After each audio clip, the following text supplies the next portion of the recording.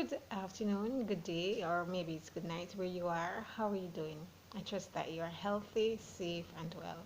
My name is Sophia Elizabeth Lambert, and I decided to take a time out just to read an excerpt of my book, Hope Deferred, because of the multiple challenges that our global community, as well as our nations, each nation is experiencing.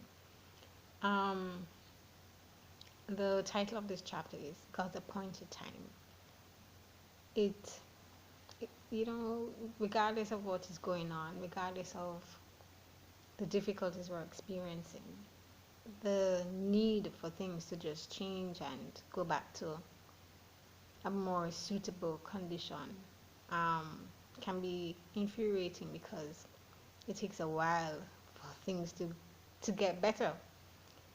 So I am encouraging you with this chapter. It's the title of it is God's Appointed Time. I have come to realize that with God, there are appointed times and seasons for everything in our lives. Nothing happens before or after His appointed time for it to occur.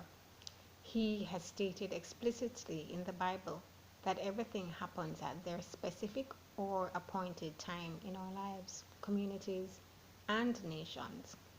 Among such statements is what is recorded in Ecclesiastes 3 1 to 8.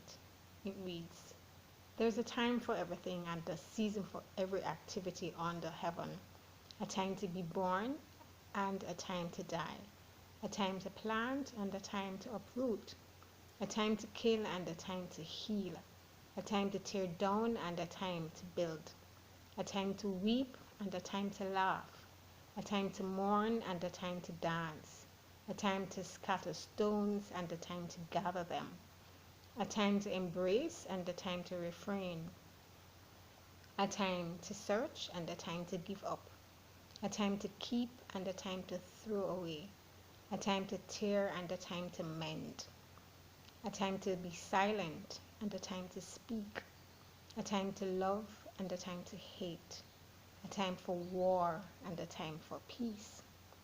From this passage of scripture, we can see that the Lord deems it necessary for everything to have a period of time, and then change occurs and it comes to an end, followed by a new beginning or the start of a new season.